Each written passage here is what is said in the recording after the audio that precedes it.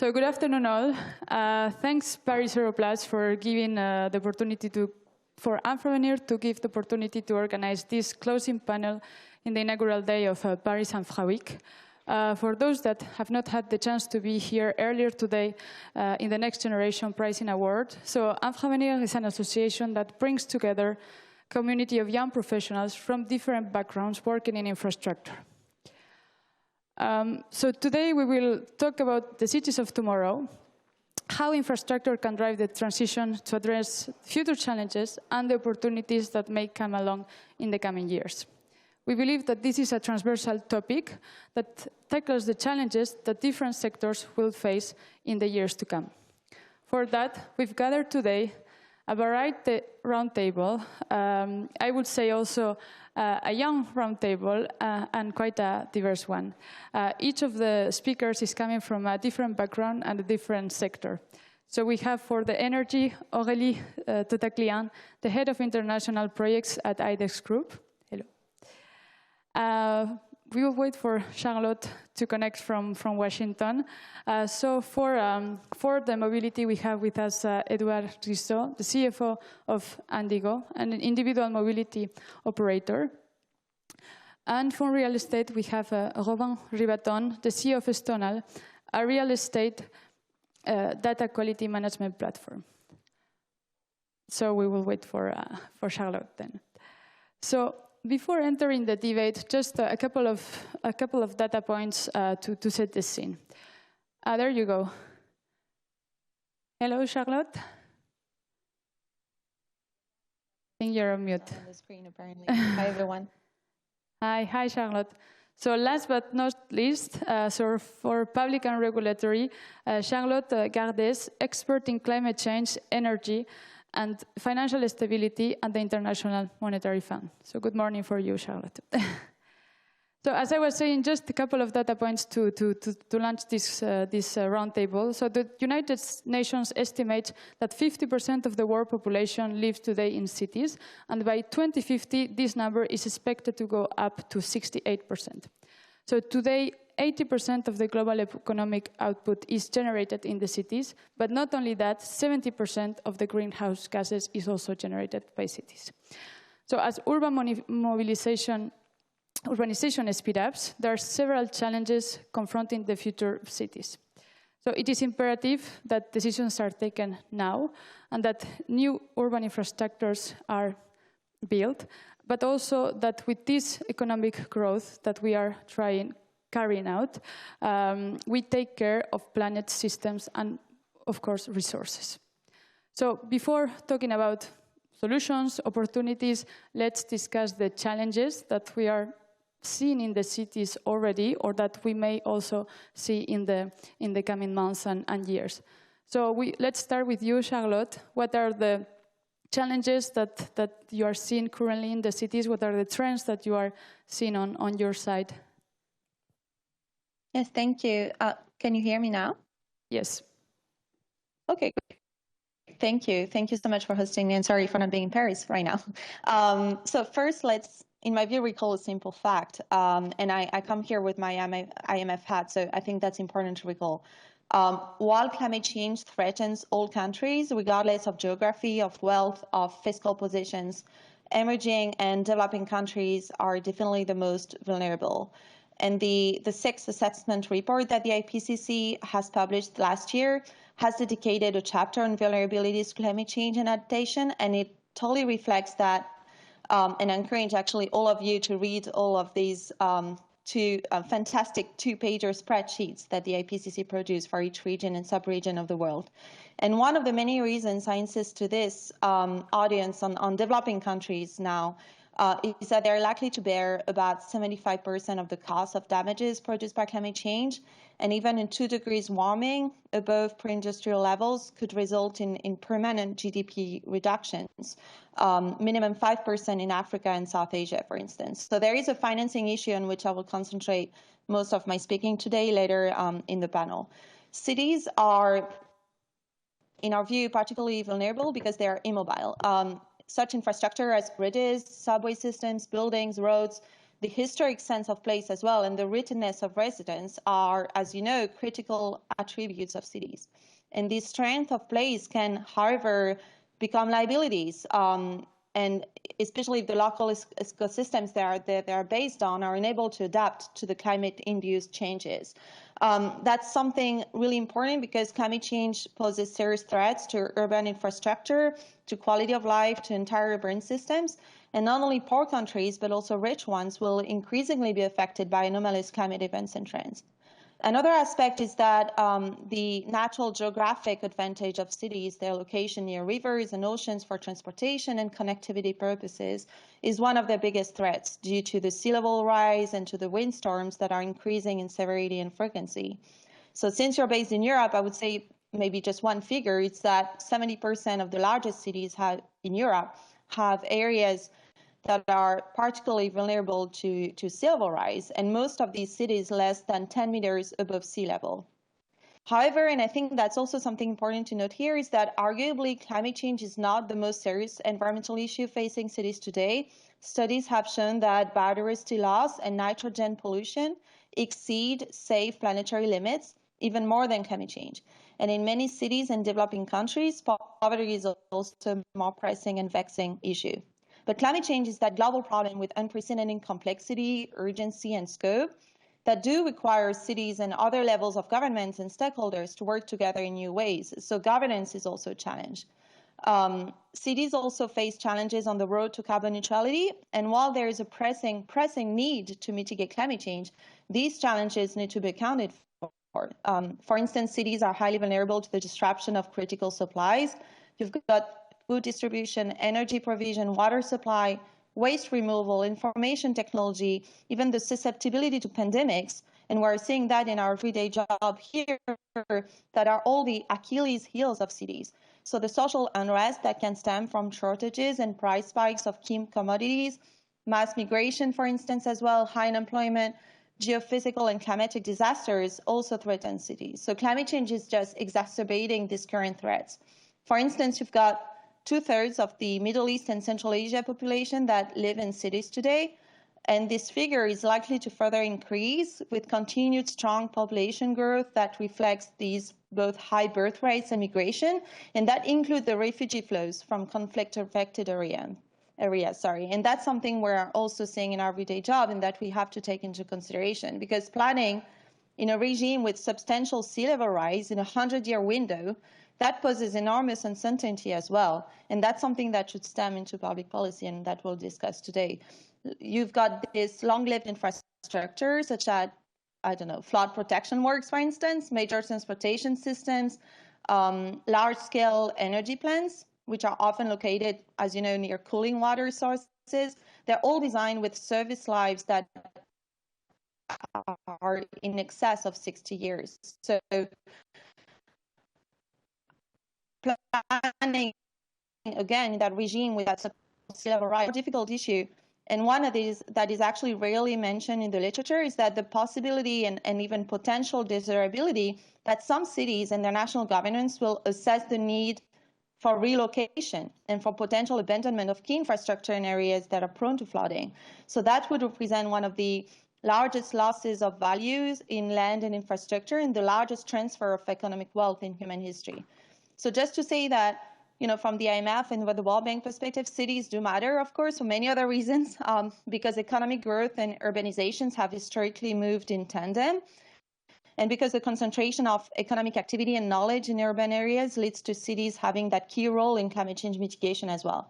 So I will let my colleagues on stage complete these elements, obviously, but you asked me to start with the global picture, so hopefully I've given you one here. Thank you. Thank you, Charlotte. I think we got the big picture we were looking for. So just to continue more on the private side, I let you start, Aurelie. What are the trends and issues that you are seeing and issues that you're starting to tackle on your side? Yeah. Can you hear me? Yeah, so thank you, Garbiñe. Good afternoon, everyone. I'm very happy to be here. So to answer your question, circular economy is key for district heating and cooling networks. Before explaining why, let's have a look at the big picture. So in France, in 2020, the total energy demand was around 1,500 terawatt-hour. All sectors considered, 50% of French energy need are heat, and 80%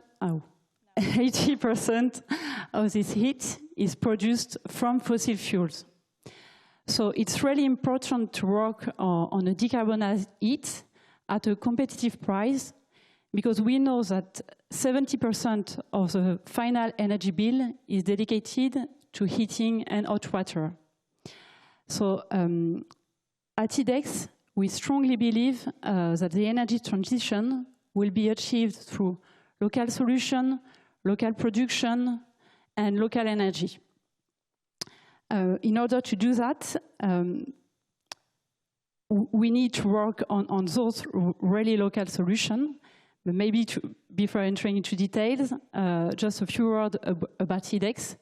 We are an energy company, and we have two main businesses. So on one hand, energy infrastructures.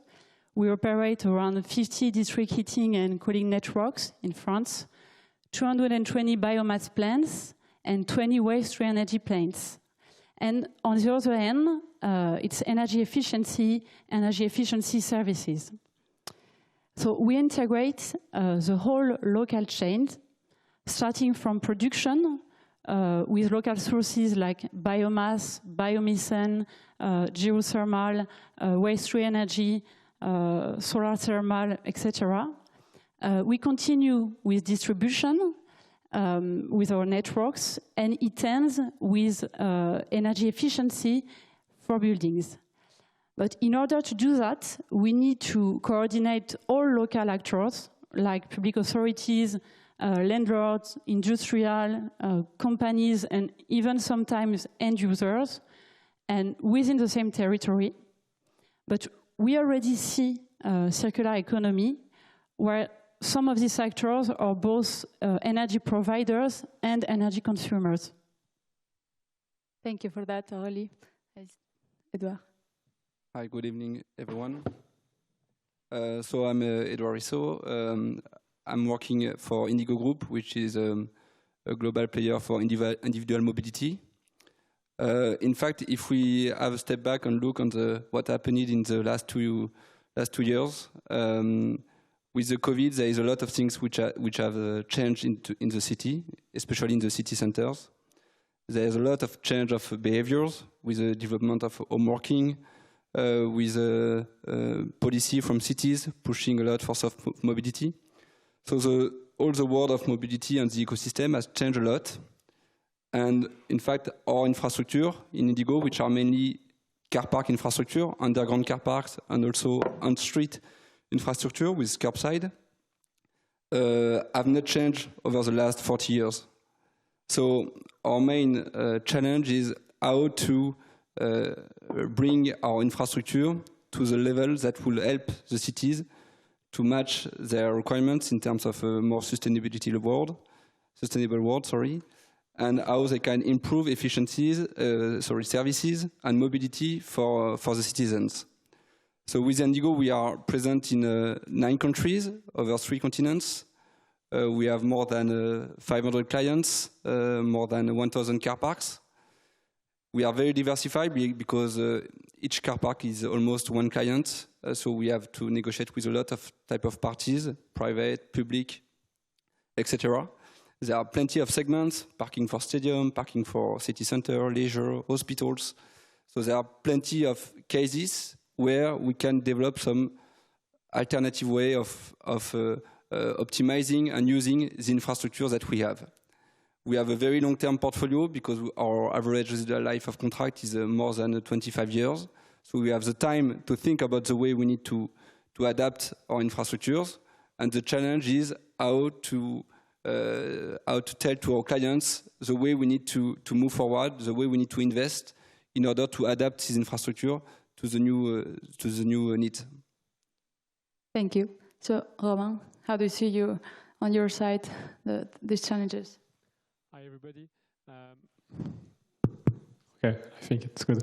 Hi, everybody. My name is Robin and Robin, and I'm the CEO of Stonal. I think one of the most important challenges that cities face today is about housing scarcity.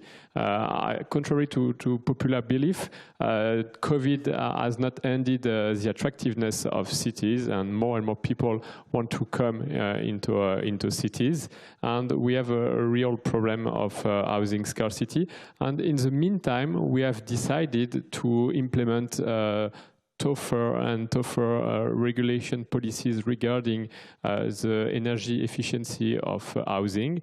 And the main risk is that at the end we discard one important part of the housing stock.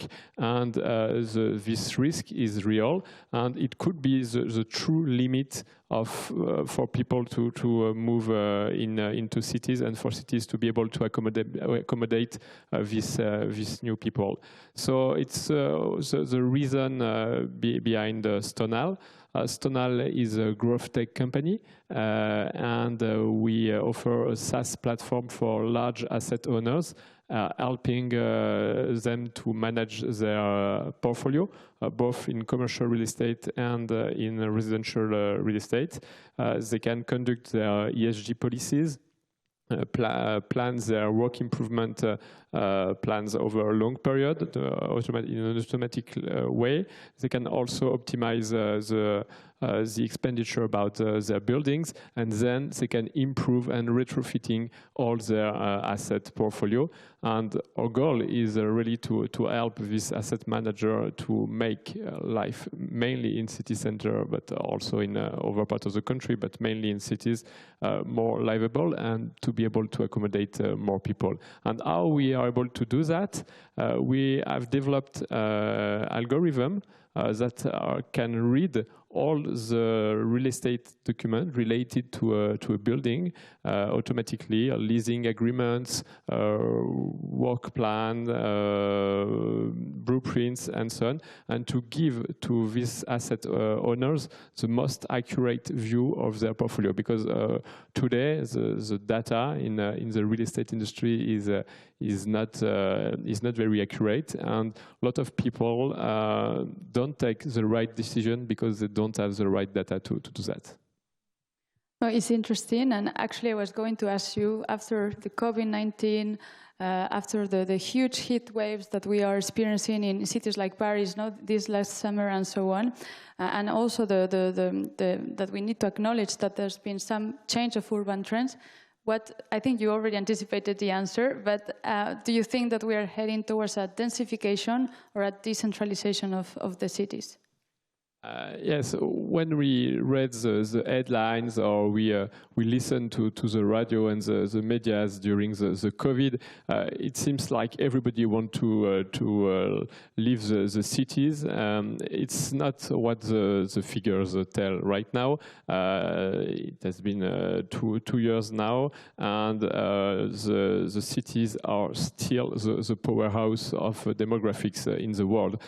Just to give you figures regarding the Paris region, because Paris is only the center of much larger metropolitan areas, only 2 million inhabitants on 12 million inhabitants metropolitan areas.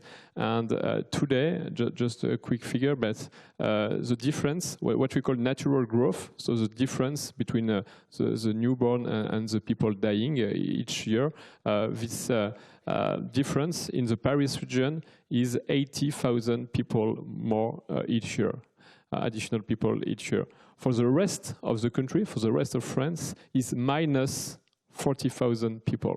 So it just to give you the imbalance between the demographics between the two parts of the country. So natural growth, international migration, and so are in favor of metropolitan areas.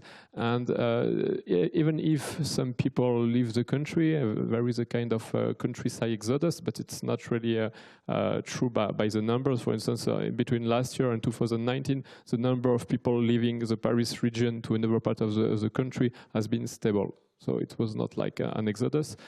So at the end, more and more people are living in the metropolitan areas, and we need to build more housing to accommodate them. I see. So with this densification of the cities, I think we are also still seeing, as you were anticipating, Edouard, new trends of multimodal transport. So on your side at Indigo, what are the current trends that you are experiencing, although you already anticipated, and how are you adapting to these threats that these new modes of transport bring? Yes, I would say that there are plenty of different cities with different cases. The city of Paris is a good example because in Paris we have since 10 years a decrease of traffic in our car parks. So there is clearly a low level of occupancy in some car parks in Paris, but in some other cities like in Marseille, like in Toulouse, car parks traffic is growing year after year. So for each city we need to understand what is the ecosystem, what the municipality want to improve.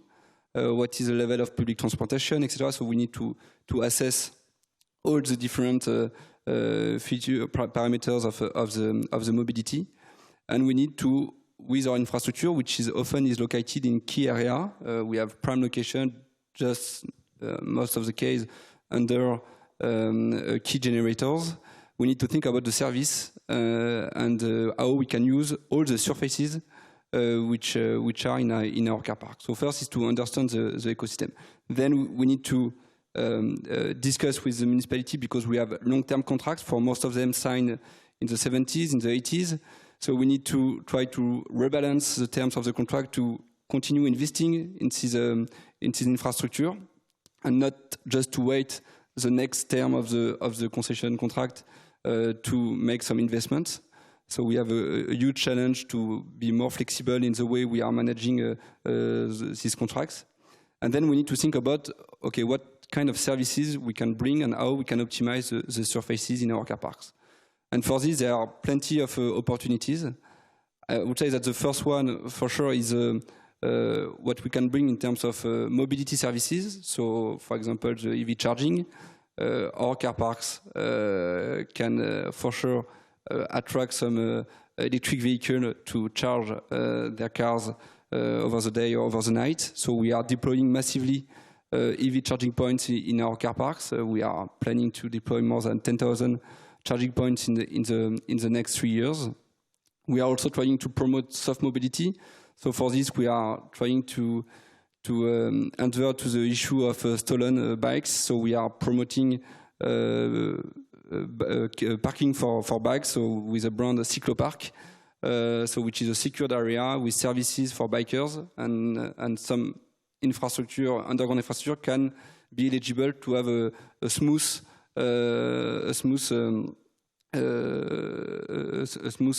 circulation of bikes within our car parks.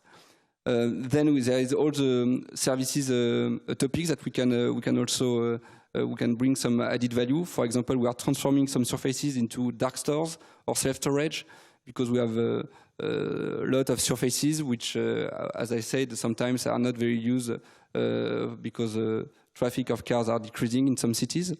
So we are thinking about transforming this area into new usage to bring more services to the citizens and to people living around the car parks.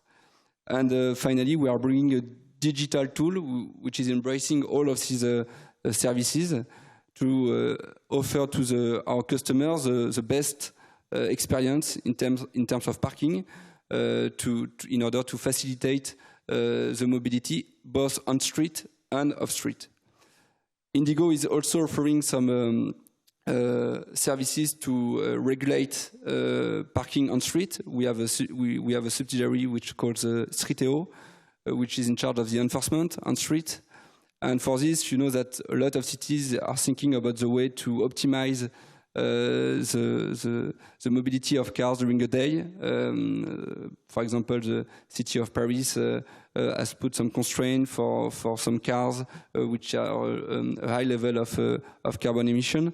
So there are ways, and with the technology, we have some options to offer to the municipality some digital tools to control the mobility, the policy of mobility that the city wants to take to put in place for their inhabitants. But for this, we need to be agile, to deploy quite fast because, as I said, the process of decision are quite long. So we are trying to discuss with the municipality as soon as we can to promote this kind of new services. It's interesting to see how a traditional infrastructure can evolve, no? And I actually read a report that Indigo published recently that you can even generate local energy at parkings. I think there was something about geothermal energy. Even. Yes, exactly. We are thinking about two types of energy value in our car parks. First of all, we can put some data centers at the last level of our car parks, which could help to promote the heat generated by this data center. We have an issue with the weight, so that's why we are putting it at the bottom of the car park, because you have to respect a certain level of weight per square meter in a car park, which is the first option. And the second option is to have some geothermal energy. Because the temperature in our car park across the year is very steady, so we can and we are already working on one proof of concept in Paris and in Switzerland to in fact connect our infrastructure to the environment and to take advantage of this steady temperature to promote some heat to the citizens. We can help you to do that. So actually I was getting to you, thank you, Edouard. I was getting to you, Aurelie, so we've been talking about transformation of traditional infrastructure, but how does the transformation of cities affect energy companies such as Idex, and how are you innovating to obtain a greener mix, no, in your systems nowadays? Yes. So if we take the French average of district heating and cooling networks, we are at 60% of renewable energy. So if we want to be greener, we need to work on local solutions and local resources, as we said at the beginning. This is our philosophy, but it's also a desire of local authorities and politics to develop that. So one of the main challenges is to have a national policy allowing the development of those networks. And as we said at the beginning, there are plenty of solutions to produce locally. We can do geothermal production in Indigo parking or everywhere in France. We can use biomass, biomethane, waste to energy. We can recover heat from data centers, from industries. There are plenty of solutions. But let's take an example of what we've done at Idex, Nice Meridia. So Nice Metropole has awarded Idex for the public service delegation of the district heating and cooling network using geothermal energy and electricity. So for geothermal energy, we use the VAR water table. We have 12 wells, and calories are transmitted to the network using heat pumps. And we also have a smart grid and a storage, and we adapt the production when it's needed. So when it's very needed, we produce more, and when it's not, we don't produce. And we also use electricity produced from the buildings to produce our heat. So buildings sell their electricity to Idex, and Idex use it to produce for all the buildings and all the network. So it's a very efficient network, a greenfield project, and we are at 82% of renewable energy. It's quite good news.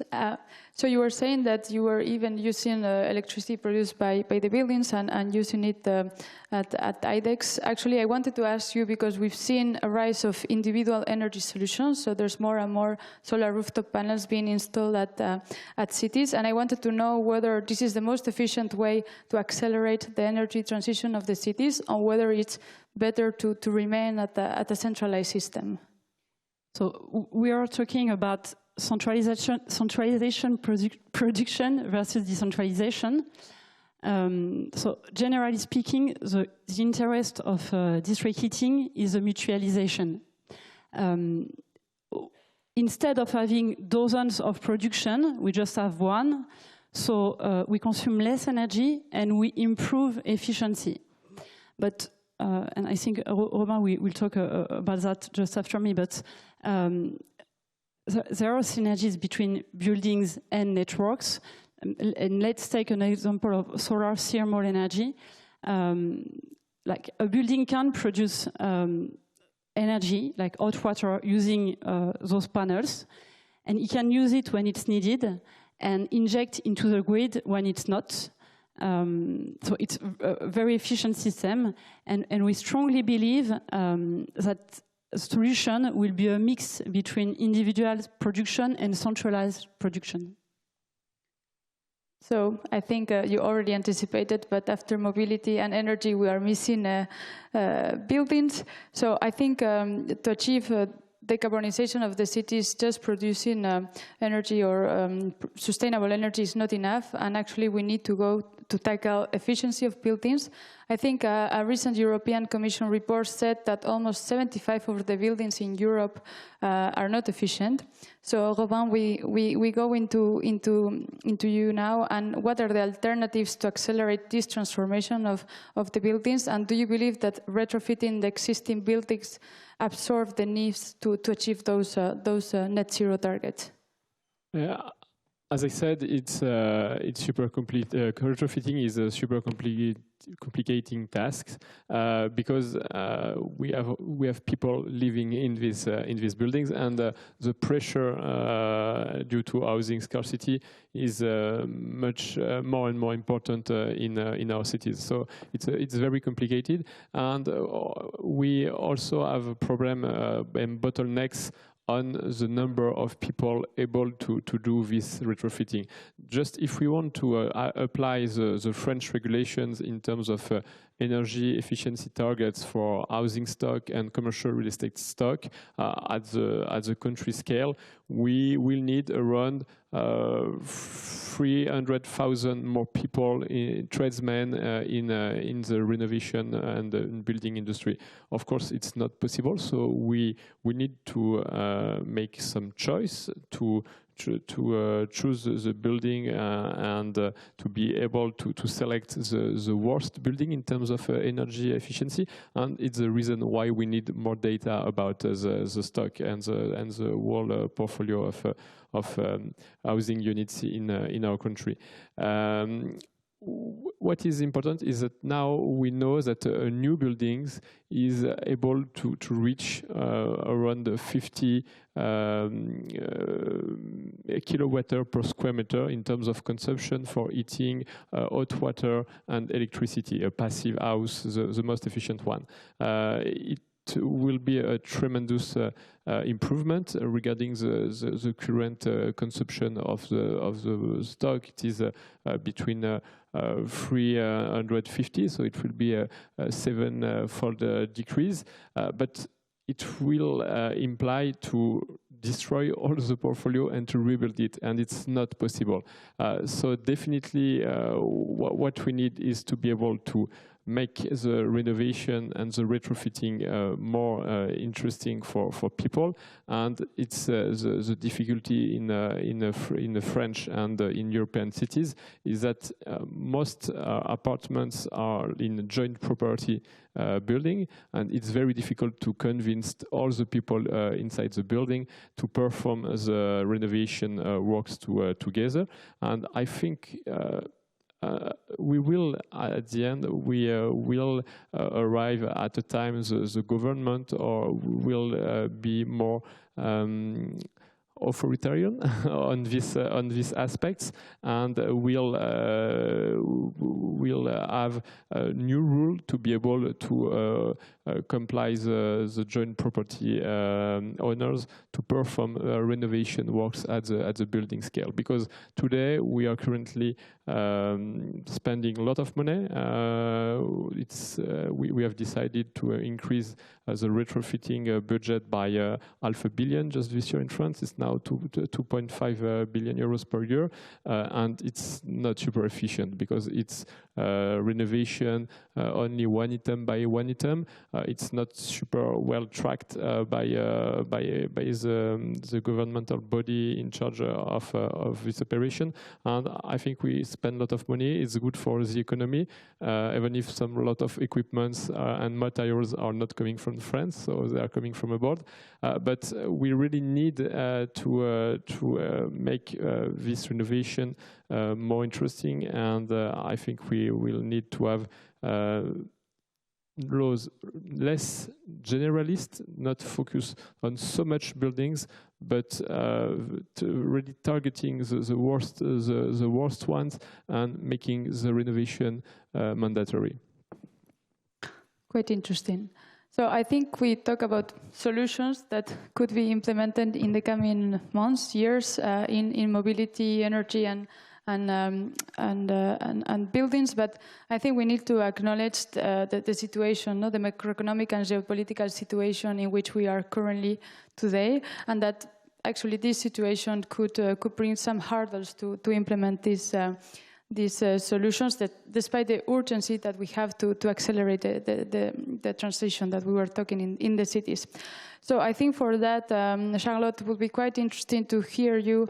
How can the public sector really ease those hurdles that we may currently face and be a motor, to that change? Especially sometimes that we know that the energy transition projects may not have the best return on investments for the private sector. So how can the public sector help on that? Thank you. Indeed, I'll primarily touch upon the financing issue, and as you just said, it's probably one of the most important ones. And again, because I come from that IMF hat and primarily working in emerging economies right now, I would say that, maybe just one very simple fact again is that finance to address climate change is probably one of the biggest critical concerns for cities. As you probably all know, there is this huge financing gap, both for mitigation and adaptation purposes, especially in emerging markets, developing economies, but also in Europe and in France included. It's basically estimated in the trillions of dollars, so I won't go into detail, but it's especially the case in rapidly urbanizing cities in Africa and in Southeast Asia. And there is this even larger gap in early stage project preparation finance. So in that context, I'd say that cities need to keep in mind that climate funding will certainly represent only a very small fraction of their overall budget, with the primary available funding sources for climate change being actually external. And that's the case both for mitigation purposes and for adaptation to climate change purposes. So all of this international climate funding is mostly channeled through national governments, and city access to funding remains primarily uncertain, especially in those economies where ministries of environment are actually not in charge of urban planning. So in that context, I'd say that addressing longer-term structural challenges typically requires these front-loading measures. Many of them are really costly, even if the benefits may actually materialize only over a longer horizon.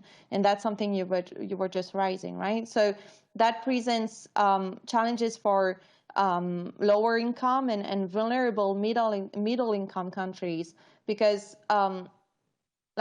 how can I put that? While lack of policy actions, for instance, would have significant adverse macroeconomic consequences over the longer term, front-loaded action has an immediate fiscal cost and may therefore lead to debt buildup and vulnerabilities over the short to medium term.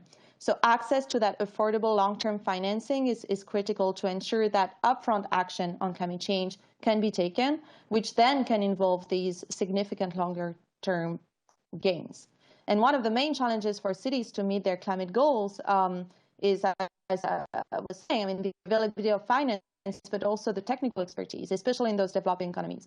And that doesn't have to remain the case. You have opportunities abound to better understand the landscape and the sources also of urban climate finance, whilst preventing its scale up, how the choices can be made at the municipal, regional, the national levels, and how they can all together optimize the environment for urban climate finance. So you have lots of examples of relevant funding mechanisms. One of them, and not a surprise to anyone probably, is the fact that cities can actually put a price on carbon. And you have city-level emissions trading programs that have been initiated. The first one, if I'm not mistaken, was in Japan in 2010 or somewhere around that time. And you have more than 5 or 6 city regions in China that have implemented that. And that's very helpful because you enhance capital investment planning by integrating carbon pricing and other climate smart metrics into decision making. And that's also an important signal that you can send to private sector actors that are operating in the city space and help position the city to also address that regulatory risk of national carbon requirements. You have other programs. I won't name them all. I mean, you have for instance, in the energy sector management assistance program that is administered by the World Bank Group. You have an efficient cities initiative. You also have within the global environment facility an initiative that provides grants to developing countries and economies in transition to adapt their cities to climate change. You have also catalytic funding and innovative finance mechanisms. We're talking a lot about blended concessional finance, partial guarantees, and that's all helpful to de-risk private investment and to expand insurance. And even the IMF, for instance, is helping a lot of its member countries in the emerging world to meet these adaptation challenges. There are lots of things done, but for instance, we provide analysis of the regional and the country challenges of adapting to climate change. There are these annual 4 consultations that some of you may know, cross-country studies also, and they're helpful not just because they're studies, but because actually they're leading to reforms that are performed at national or subnational level, including in adaptation planning. There is a lot of capacity development support, which now includes climate macroeconomic assessment programs. You have climate-focused public investment management assessments and green public financial management, and all of that is including the city's challenges and the urbanization trends. Also, something that's not talked about a lot probably is the fact that including climate change effects in macro frameworks and macro surveillance frameworks, that's essential as well to secure funding, especially from so-called private finance at the national level.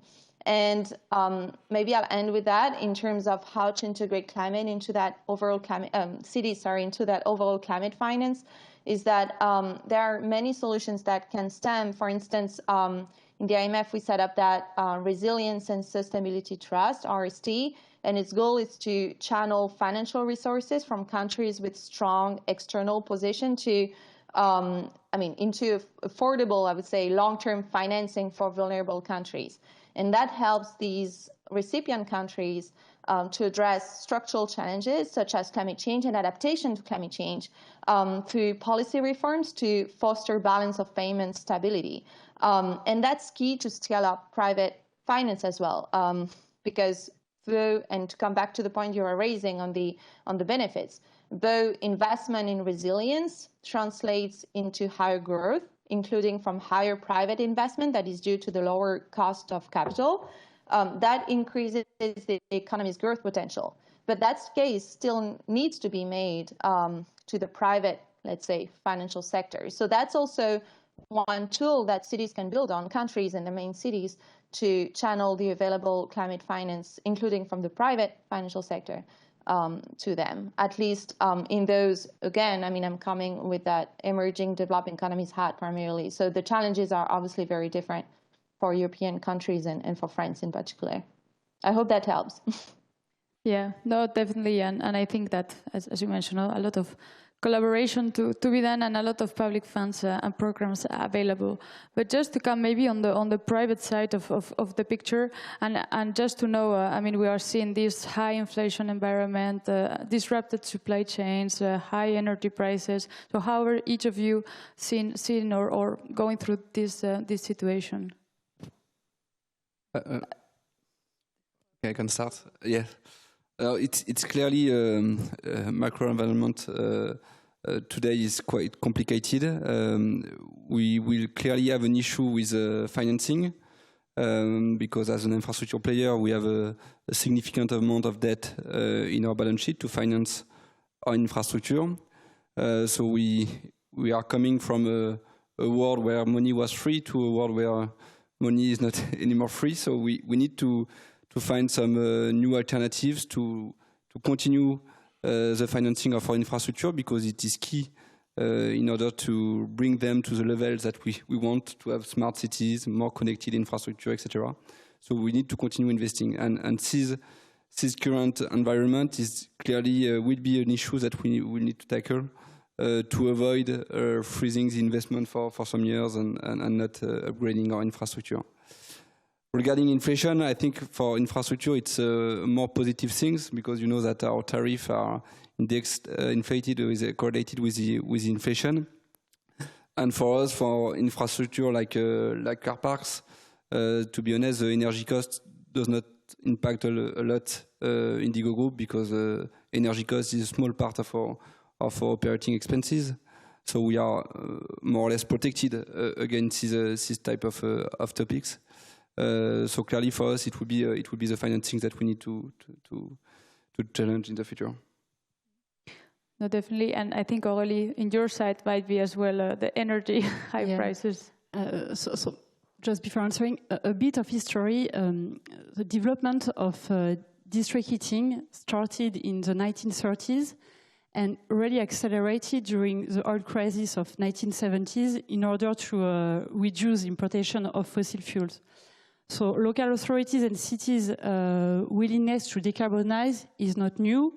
But today it becomes vital because the Russians are cutting off the gas and energy is still needed.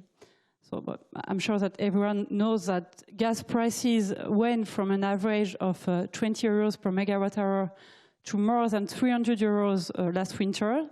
And the same goes for electricity, which was between 40 and 80 euros per megawatt hour and went up to over 1,000 euros per megawatt hour. So this is an unprecedented energy crisis, and we really need to work on decarbonization, and it will naturally accelerate the development of district heating and cooling networks for everyone. Good to hear that. And on Robin, how are you feeling this, or how are you going through this macroeconomic crisis on your side? Regarding mainly housing, the question of the cost of financing is obviously a limitation for new projects, because it's more and more complicated to find the fundings necessary to build large projects. And I would say it's not real current macro trend, but it's more long-term trends. It's more and more difficult to conduct large infrastructure or building project at a city level, because what I call micro-democracy, so the fact that people could protest against a project for associations, social networks, different way of pressure on local authorities, even in courts and legal in front of courts now, makes this construction more and more difficult. And it's a real difficulty as well, difficulty for the future, because we need to build more and more, and the local acceptance of the disturbance of construction site, for instance, of the dust, of the noise, is diminishing year after year. And I have maybe some signs of hope, some of them coming from, for instance, from California. California has never built the necessary number of housing for decades. Since the 70s, we consider that the state misses between 1 million and 1.5 million housing units. But recently, the governor has decided to implement rules at the state levels, overruling the local regulation forbidding construction for new housing, for instance. And I think it's something to watch, because as we said, we need to build in our cities to make up to make them able to accommodate new people, to make them able to tackle climate change, but it's more and more difficult to do that. Mm. So I think today, as I was saying at the beginning, we said let's talk about the cities of tomorrow, and I think throughout this last hour we've been seeing there are some challenges, but also plenty of opportunities, that with different action plans that you are carrying out in each of your companies. So maybe just one word to conclude for each of you. What are the opportunities for infrastructure? Because at the end of the day, we are here at the Infraweek, so everyone is eager to see what are the opportunities that will come in the cities for infrastructure in each of your sectors. Maybe Aurelie, you can start. Thanks. So I have one message to pass on. District heating and cooling networks comes out if they are supported. So the state support via ADEME and Fonds Chaleur is essential to develop renewable heat. But this Fonds Chaleur, which subsidies decarbonization projects, is around 500 million per year. And besides, there is a bouclier tarifaire to help consumers at 45 billion euros, meaning the budget of Fonds Chaleur for a century. So we understand that these temporary aids are needed, but it's also essential to work on projects that are the real solution. So let's choose the long term rather than the short term. Edouard?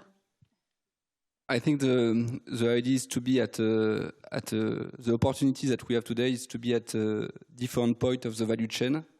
Yesterday we were a pure parking operator. Just if we are looking for space, we were Indigo providing a space for park your cars.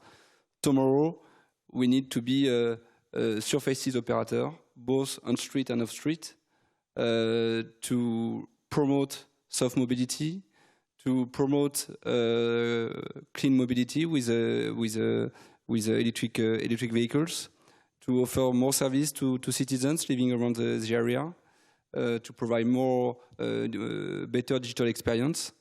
And for this, we need the municipality supporting our investment policy. That's why I think that regulatory constraints could be a good thing to help to transform this infrastructure. And we can see that there are more and more rules, especially, for example, the loi l'homme in France, which oblige us to invest in EV chargers. It's good rules to try to change our infrastructure as fast as the world is changing every day. My opportunity word would be digitization, because it's quite a difficult task to collect all the data about the current existing housing and real estate stock. It's not only about building information modeling or the models, it's also about all the documents, all the metadata about this stock. But it's what we are currently doing, and it's super useful because at the end I think we will be, and the asset manager will be able to help by the local authorities, will be able to take the right decision about all these assets, to apply the good practices from a city to another, from this type of building to another type of building in terms of retrofitting. And I think it's the way we are now able to follow, thanks to digitization, thanks to AI, because we are able to manipulate this huge amount of data and to cross the data and to be able to find this right decarbonization scenario for the real estate portfolio. Mm-hmm. And Charlotte, so last word on Yeah, you? that's a difficult one, considering everything that's been said before. Maybe I would say biodiversity and actually nature-based solutions for cities. And that doesn't stem from the IMF experience, just a personal experience living in a city with a lot of nature. And you all know, I don't know, the High Line in New York, for instance, and all of that. I mean, I think we lost track of the fact that biodiversity is essential to human life and that human life is biodiversity, and that urban biodiversity can provide these, vital benefits. And the fact that it's diminishing at, an unprecedented rate needs to be acknowledged in infrastructure planning and urban planning, and the role of these nature-based solutions is probably much more important than what we might expect. And all things considered, Paris is not green at all, so that needs to probably change. So integrating biodiversity and ecosystems into infrastructure. I'm not an expert in green infrastructure per se, but that's just a call I'm making here. Yeah, I agree.